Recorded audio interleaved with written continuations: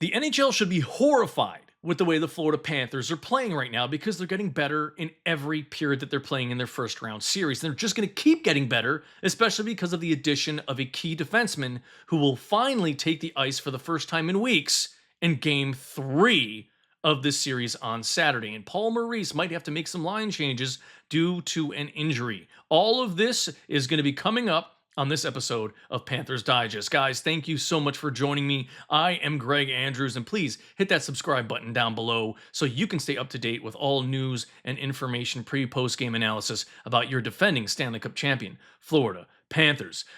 Big win for the Cats yesterday, 2-0 victory. Big shutout for Big Bob, who was just a wall in the net last night. He was spectacular, but more importantly, the Cats' defense was spectacular. Spectacular. And there's one stat on this stat sheet that I really want you guys to look at, which I think was the difference maker, which allowed the Cats to keep their 1-goal lead through pretty much 99% of the game until that last empty netter with 2 seconds left to go that sealed the deal for the Cats. And it's this stat line right there that's circled. 20 blocked shots compared to 6 for the Tampa Bay Lightning. All the other stat lines look pretty even. And they are. Even giveaways, takeaways, everything was fairly even except for that one stat line. And it was very similar in game number 1 as well in terms of the blocked shots. In game 1, it was 18 blocked shots for the Cats, 8 for the Tampa Bay Lightning. So the Cats defense, they are doing a lot more to help Bobrovsky so he doesn't have to go the extra mile and try to stop some of these harder shots. You know, they're getting in those shooting lanes and they're also getting in those passing lanes. Yes, physicality picked up in this second game. Clearly, you could see the hits, 38 for Tampa Bay, 34 for the Cats. And there was one big hit that we'll discuss in a minute. But the Cats defense has been nothing short of spectacular through 2 games. They are shutting down one of the best offenses in the NHL, and they're making it look relatively easy. Yes, there were moments, and there always will be in any NHL game, where a team's offense will finally start to be in sync and put a defense on their heels, which they've done to the Cats. But again, the Panthers keep getting in those shooting lanes. Bobrovsky's been making incredible saves in this series. He is looking like playoff Bobrovsky, and it's coming at the right time. And the same thing with this whole Cats team and their chemistry with how to penalty kills. My goodness, they were spectacular last night. 5 penalty kills. 5. And didn't allow a single goal. Yes, the Cats also got shut out on the penalty kill, but they didn't need to get that extra help. And the smartest thing that I loved from head coach Paul Maurice was the fact that he used the clock. That clock management that he was able to do to hold on to that 1-goal lead was so smart. Yes, they had a 5-minute major because of a really dirty hit. But what was more important to Paul Maurice was, yeah, of course they want to try to score a goal, but more importantly, use up that 5 minutes of time. When you've got just under 9 minutes left in the game, cook off that clock. Let those seconds tick away and let it be harder for the Lightning to try to get a goal to tie the game. And it was well done. He said, I'm sure he told that team, guys, we've got to pick up our defense. You know what's going to happen. You know who their shooters are. You know what they're going to try to do. They're going to try to get in your head. They're going to try to draw penalties. And they did a pretty good job, the Lightning, that is, of drawing penalties. They did. But the Cats did a better job on defense. On the special teams for their penalty kill was nothing short of amazing last night. To hold on to a 1-goal lead for literally pretty much almost 3 entire periods. Let's call it 2.5. Awesome job. Awesome job. So as we move forward here, these are some of the big-time game stats coming from Jameson Olive, again, the beat writer for the Florida Panthers. Lundell, 7 of 9 in the faceoff circle. Big-time wins when we needed them so we could get the puck. We can make sure that we have it in our offensive zone, hold on to it, and try to throw those at the net. And yes, Vasilevsky was still very good last night. He looked more like the Vasilevsky of old, but Nate Schmidt, man, 3 goals in 2 games. Awesome. I think he's going to keep throwing them at the net, and they're going to keep going in there because, man, he's just, I don't know what it is. I don't know what it is, but he's got Vasilevsky's number right now. He's throwing them at the net, and they just seem to find the back of it very easily. So, Bobrovsky, 4th shutout. It is a franchise record for the Panthers. Congratulations to him. Big win.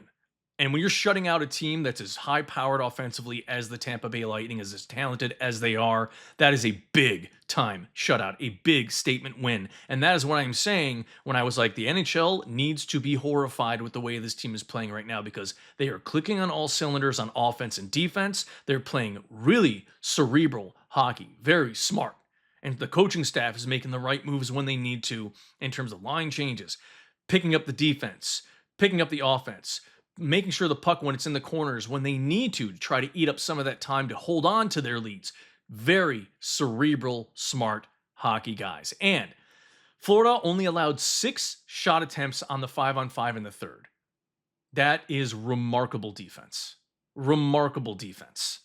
So the Cats are playing high-end, top-shelf hockey at the right time, and let's hope they keep this up through the future rounds of the playoffs. So here's Paul Maurice and Bobrovsky.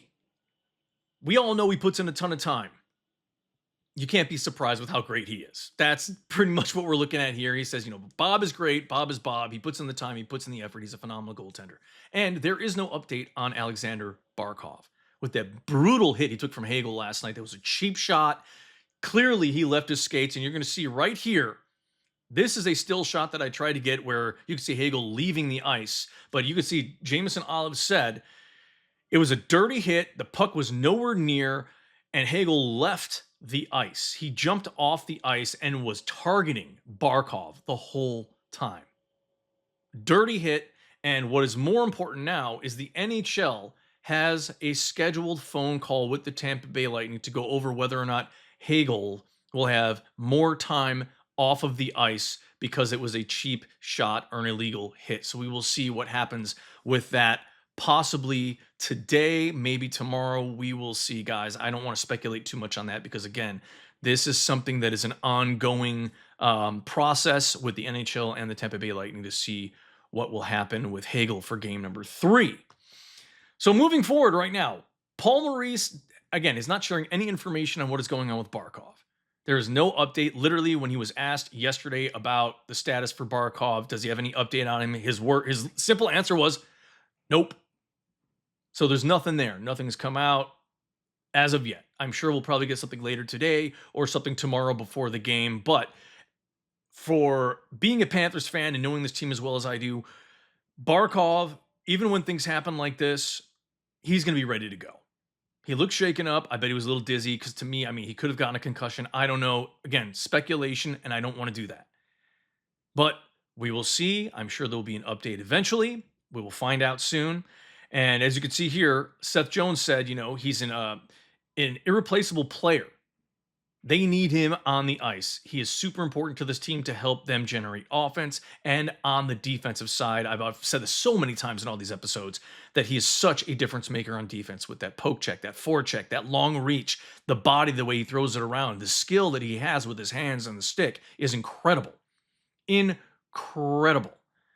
And the other note that I want you guys to look at here is at the bottom there that says, the Panthers blanked the Lightning on their power play opportunities, all 5 of them. And Sergei Bobrovsky stopped all 19 shots that he faced in those power plays. So great job by him. Going to be exciting hockey coming up for game number 3. And obviously there's no love lost between these two teams. None at all. They hate each other. And I think they hate each other even more now because of that hit that Hagel had on Aleksander Barkov. And Sam Bennett obviously is going to voice his opinion, and he's not happy. He's not happy. The rivalry is growing. We just hate them and more every time we play them. And it's worse now. He's even said the only real kind of update we have on Barkov is Bennett saying he's a tough guy. I'm sure he'll be back for game number 3. That's pretty much all we have on Barkov at the moment. But with Sam Bennett, he is ready to go. He's going to be ready to rock in that game 3. And with the return of Aaron Ekblad, this defense is going to be more fortified than it already is. They're dangerous guys that can score because Nate Schmidt has been throwing them at the net, and they've also been able to hold their own. Seth Jones has been playing phenomenal on defense. About 23, 24 minutes per game is what he's averaging in the series so far. And I'm going to look to say the same thing. I think their defense is going to be stout on Saturday. That place is Emirates Bank Arena is going to be rocking.